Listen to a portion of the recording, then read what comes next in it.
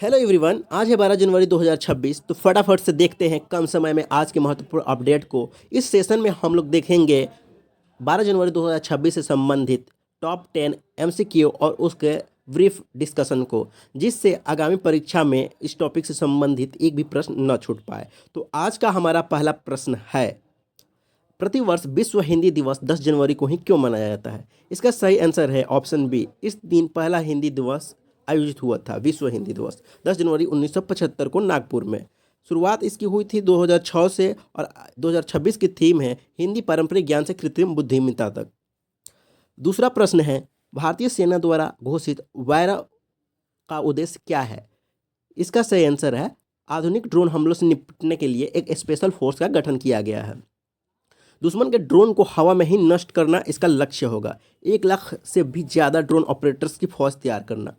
तीसरा प्रश्न है, यूएन ने वर्ष 2026 को किन श्रेणियों के लिए समर्पित किया है? इसका आंसर है चारागाह, महिला किसान और कार्यकर्ता का वर्ष। इससे पहले 2024 को ऊँटों का वर्ष घोषित किया गया था और 2025 में ग्लेशियर संरक्षण आदि का। चौथा प्रश्न है, नई दिल्ली विश्व पुस्तक मेला 2026 में अतिथि देश कौन सा है? तो इसका आंसर है गेस्ट कंट्री के तौर पर कतर को रखा गया है और फोकस कंट्री स्पेन है। इसका थीम भारतीय सैन्य इतिहास रहा और यह 53वां संस्करण था, दिल्ली में आयोजित हुआ था। पांचवा प्रश्न है, दिवंगत माधव गाडगिल को किस क्षेत्र का रक्षक माना जाता है? तो यह पश्चिमी घाट कंजर्वेशन के लिए गठित एक आयोग और या फिर कमेटी के सदस्य थे जो 2010 में गठित हुआ था। छठा प्रश्न है, यूएन रिपोर्ट के अनुसार 2025-26 में भारत की जीडीपी वृद्धि दर कितनी रहेगी? तो इसका आंसर होगा 7.2%। यूएनडीईएसए रिपोर्ट के अनुसार भारत दुनिया की सबसे तेजी से बढ़ती अर्थव्यवस्थाओं में शामिल हो चुका है और एक वर्ष में कुल उत्पादन कमाई 7.2% से बढ़ने वाला है। सातवां प्रश्न है, तीसरा अंतर्राष्ट्रीय भारतीय भाषा सम्मेलन कहाँ आयोजित हुआ था? इसका आंसर है नई दिल्ली।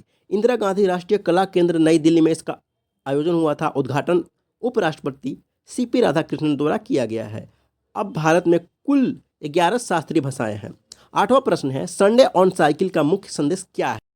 इसका मुख्य उद्देश्य है पेट्रोल बचत और फिटनेस। आयोजन हुआ था दिल्ली में और यह 56वां संस्करण था। खेल मंत्री मनसुख मांडविया द्वारा इसका आयोजन किया गया था और इसका संदेश था प्रदूषण कम करो और सेहत बढ़ाओ। नौवां प्रश्न है, भारत का उन्नत जहाज प्रौद्योगिकी केंद्र कहाँ बनेगा? इसका आंसर ए होगा विशाखापट्टनम। इसका बजट 305 करोड़ रखा गया है और यह कार्य करेगा आधुनिक जहाज़ों का डिजाइन और रिसर्च के लिए। आंध्र प्रदेश में यह उपस्थित है। 10वां प्रश्न है, सोमनाथ स्वाभिमान पर्व 2026 क्यों मनाया गया? तो इसका आंसर बी होगा गजनी आक्रमण और पुनर्निर्माण। स्थान सोमनाथ गुजरात, जो प्रथम ज्योतिर्लिंग के द्वारा जाना जाता है।